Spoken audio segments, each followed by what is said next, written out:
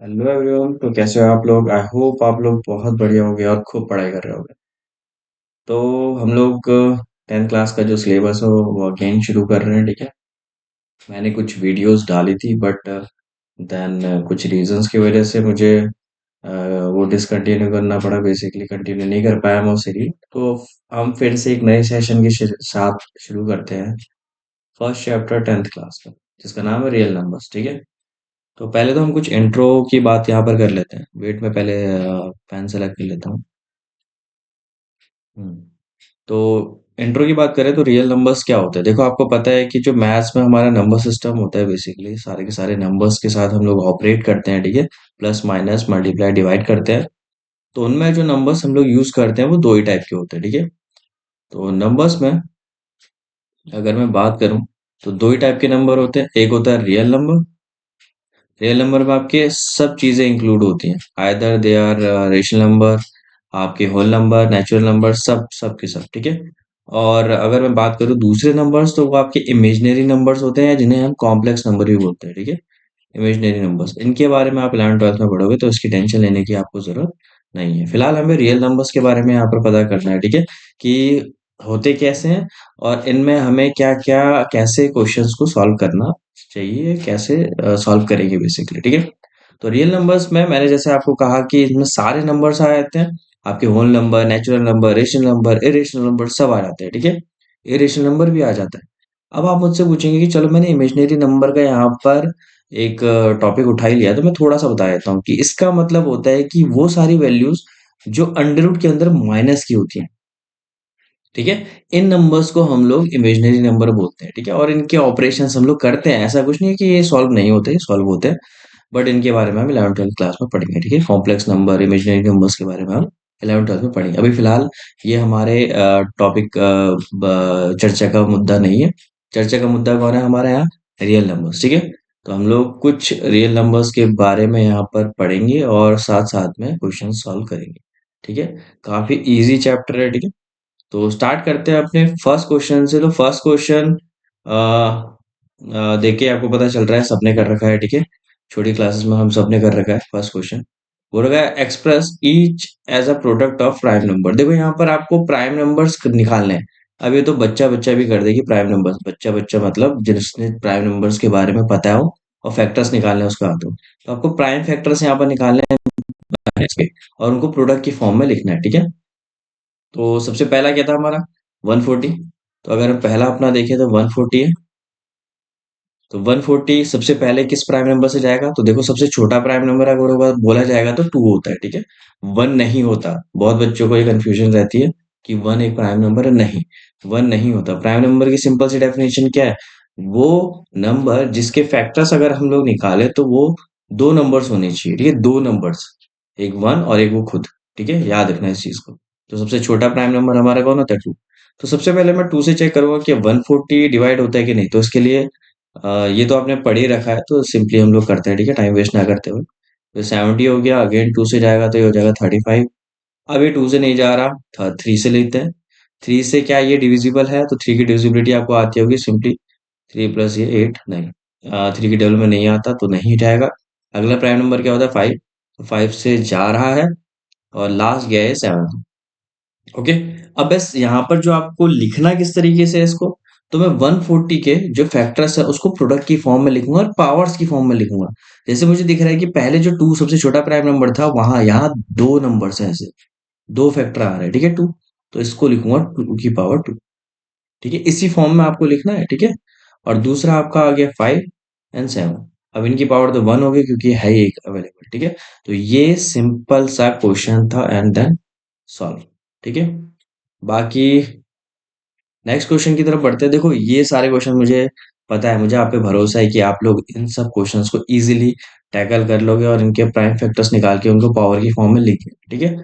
मैं ये सारे के सारे क्वेश्चन आपको होमवर्क दे रहा हूँ, ठीक है। तो उसकी या तो स्क्रीनशॉट ले लो, ठीक है। और इन क्वेश्चंस को आप होमवर्क में कर लेना, ठीक है।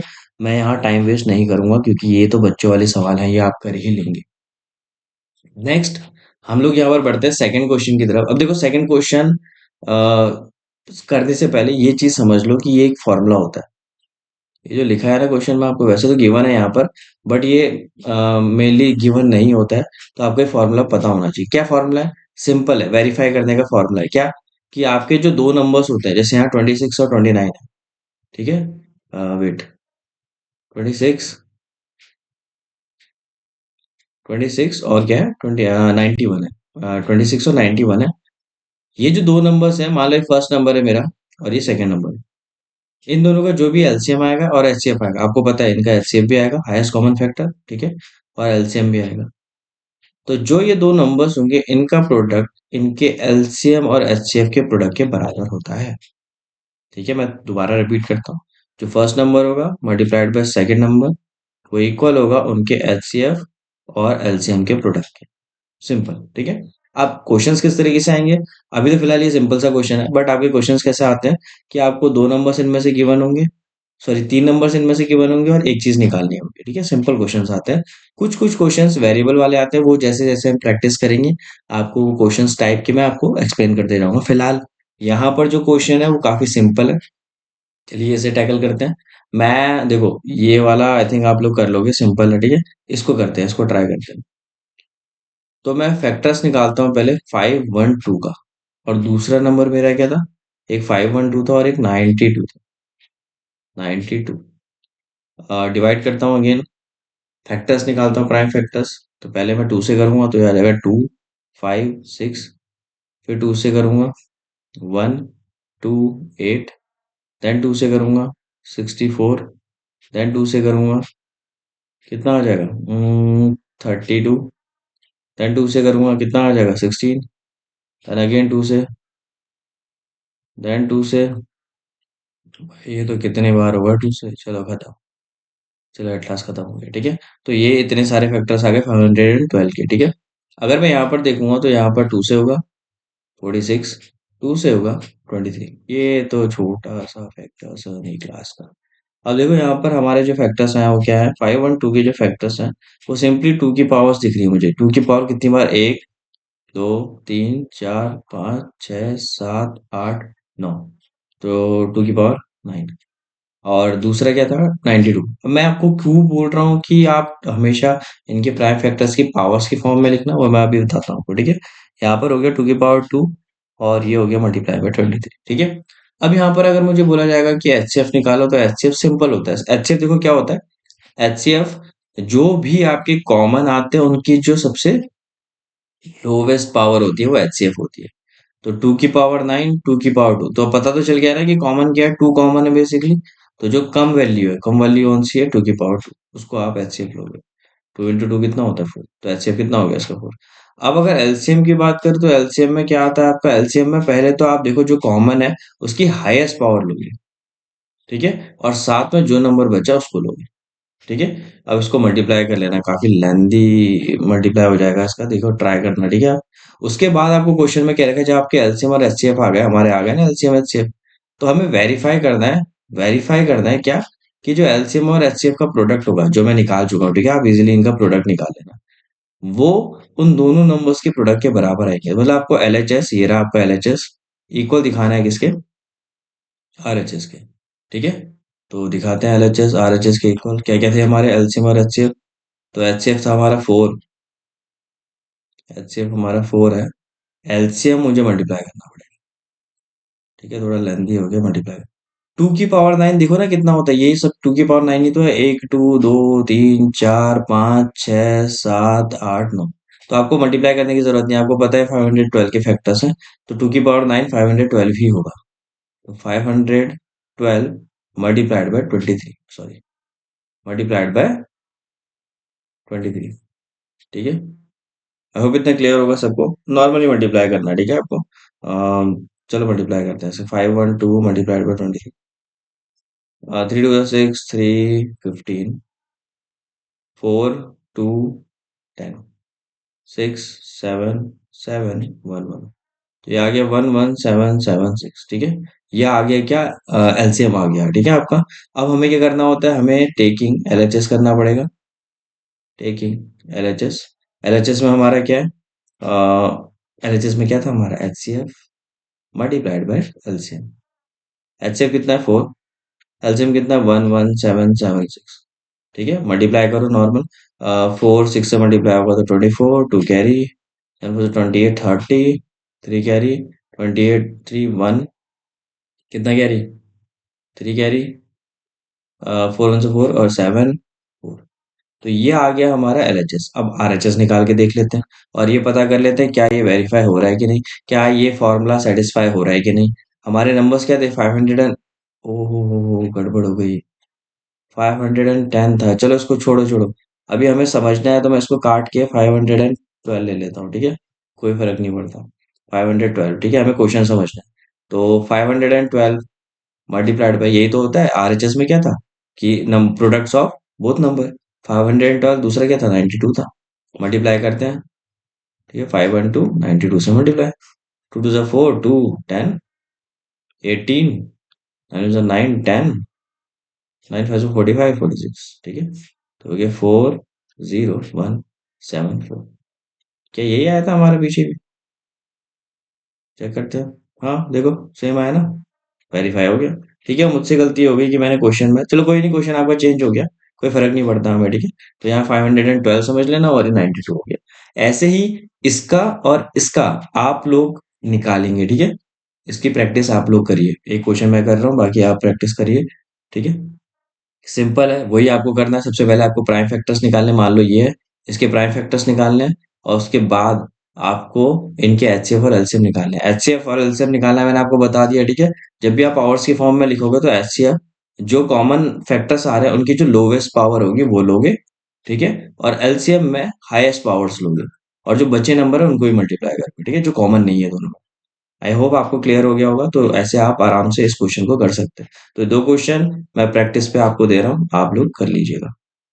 बढ़ते हैं अपने नेक्स्ट क्वेश्चन की तरफ, ठीक है। आज हम लोग इस वीडियो में फिलहाल तीन ही क्वेश्चन डिस्कस करेंगे यहाँ पर, एंड देन नेक्स्ट वीडियो में हम लोग आगे एक क्वेश्चन डिस्कस करेंगे, ठीक है। तो थर्ड क्वेश्चन में बढ़ते हैं, ये भी एलसीएम एचसीएफ का क्वेश्चन है, एलसीएम एचसीएफ एलसीएम एलसीएम। पहला चैप्टर तो काफी इजी है मैथ्स का, बाकी चैप्टर भी इजी है, बट आपको एनसीईआरटी एटलीस्ट 2 3 बार अच्छे से कर लेनी चाहिए। उसके बाद फिर आप एक्स्ट्रा क्वेश्चंस करना, जो आपके प्रीवियस ईयर, एक्स्ट्रा क्वेश्चन मैं नहीं बोल रहा कि एक्स्ट्रा बुक से करिए आप। एक्स्ट्रा बुक आप चाहे तो ना लीजिए, लेकिन प्रीवियस 10 ईयर क्वेश्चन जो बोर्ड के हैं वो आप सॉल्व करिए, सबसे ज्यादा हेल्प वही करेंगे। बाकी जो टीचर्स आपके स्कूल में आपको प्रैक्टिस करवाते हैं, वो भी क्वेश्चंस आप बार बार प्रैक्टिस करिए, ठीक है। तो इस तरीके से आप प्रैक्टिस करेंगे, ठीक है, कंफ्यूज मत होना, भागना मत एक्स्ट्रा बुक्स की तरफ, ठीक है। बोर्ड में इतना एक्स्ट्रा बुक से इतना आता नहीं है, आता है थोड़ा स्टैंडर्ड, अगर वो बढ़ा देंगे पेपर का तो आता है, ऐसा कुछ नहीं है, लेकिन इतने हार्ड क्वेश्चंस नहीं आते। ऑफ कोर्स आपके टीचर्स को पता है कि आप को कितने क्वेश्चंस और किस लेवल के क्वेश्चन बोर्ड में आते हैं, तो वो कराने चाहिए, ठीक है। तो उन पे भरोसा रखिए और अपनी मेहनत पे भरोसा रखिए और लगा दीजिए जोर, ठीक है। तो बढ़ते हैं थर्ड क्वेश्चन की तरफ। फिलहाल थर्ड क्वेश्चन में बोल रहा है, find the LCM and HCF of the following integer by applying the prime factor. Simple वही चीज है, इस बार तो हमें नंबर्स भी बहुत इजी दिए, तो मैं एक ही क्वेश्चन करूंगा, ठीक है। मैं चूज करता हूँ सेकंड क्वेश्चन, क्योंकि वो थोड़ा नंबर्स प्राइम नंबर्स ही दिख रहे हैं सारे के सारे, ठीक है। इसको चूज करता हूँ, रहने दो, मैं इसको चूज करूँ, हाँ ठीक है, इसको ही चूज करता हूँ, ठीक है। तो 17 सारे प्राइम नंबर्स ही दिख रहे हैं मुझे, ठीक है, आप देख ही रहे हो। तो अगर मुझे एलसीएम निकालना होगा तो एलसीएम कैसे निकाल, एचसीएफ कैसे निकालूंगा, पहले तो वो देखो। देखो, क्योंकि सारे के सारे प्राइम नंबर्स है, अगर मैं फैक्टर भी करने बैठा यहाँ पर, क्या फैक्टर बनेगा, 1 into 17, कोई है ही नहीं। 23 का क्या बनेगा, 1 into 23, है ही नहीं कोई नंबर। 29 का क्या बनेगा, 1 into 29। आप खुद ही देख सकते हैं एलसीएम एचसीएफ क्या होता है, common factor, highest common factor, highest common इनमें से क्या आ रहा है, 1 ही तो आ रहा है। तो एचसीएफ क्या होगा, 1 होगा। एलसीएम की बात करूं तो एलसीएम तो भाई इनका सबका प्रोडक्ट ही होगा। क्यों, कॉमन कुछ है नहीं, 1 था, 1 क्या लूं मैं, कुछ भी मल्टीप्लाई करो 1 के साथ वही नंबर आता है। बच्चे क्या, मैंने बोला था ना आपको कि जो कॉमन होगा उसका हाईएस्ट पावर एलसीएम में आपको लेना है और बचे हुए नंबर लेने, बचे हुए नंबर 17 23 और 29 है, ठीक है। अब यहाँ पर थोड़ी कैलकुलेशन थोड़ी लेंथी हो जाएगी, मैं थोड़ा शॉर्ट से करता हूँ इसको, ठीक है। तो मैं पहले मुझे क्या निकालना है, find the LCM HCF of the integers by applying prime. इसमें तो हमें वेरीफाई, अच्छा 3 वाला है ना, तो वो फॉर्मूला हमें वेरीफाई नहीं करता, ठीक है। तो हमारा एचसीएफ और एलसीएम आ गया, सिंपल क्वेश्चन था, ये कुछ नहीं था इसमें, बस खत्म। खत्म, एचसीएफ और एलसीएम आ चुका है, खत्म, ठीक है। एक और क्वेश्चन कर देता हूँ मैं, फर्स्ट वाला कर देता हूँ। 12 15 एंड 20, ठीक है। इतने हलवे क्वेश्चन आपके बोर्ड में नहीं आते, ठीक है, ये सिर्फ बेसिक को क्लियर करने के लिए आपके लिए है कि आपको वो जो आपने पढ़ रखा है इससे पहले क्लासेस में क्या वो आपको आता है कि नहीं। ऐसे क्वेश्चंस नहीं आते, बस खाली प्रैक्टिस करिए थोड़ा बहुत इसके। बाकी जो वर्ड प्रॉब्लम्स होते हैं इसके, वही कि बेल बज रही है कुछ ड्यूरेशन गैप में, ठीक है, तो एक साथ कब बजेंगी, या तीन दोस्त एक सर्कल में चक्कर मार रहे हैं, एक कम स्पीड उससे ज्यादा स्पीड में दौड़ रहे हैं, तो एक दूसरे से कब मीट करेंगे। ऐसे questions word problems first chapter से आपके आएंगे, ठीक है। तो इन क्वेश्चंस पे आप फोकस करना है। बाकी बेसिक्स तो एनसीईआरटी से क्लियर करिए सारे चैप्टर्स के, ठीक है। बाकी कुछ एक्स्ट्रा क्वेश्चन आप करना चाहते हैं तो मैंने आपसे कह दिया, पीवाईक्यू प्रीवियस ईयर क्वेश्चंस उठाइए, उनको करिए प्रैक्टिस, ठीक है। पर अभी आपका सेशन स्टार्ट हुआ है, तो सबसे पहले आप एनसीईआरटी को एटलीस्ट 2 बार तो कर लीजिए, एंड देन उसके बाद आप एक्स्ट्रा क्वेश्चंस की तरफ बढ़िएगा, ठीक है।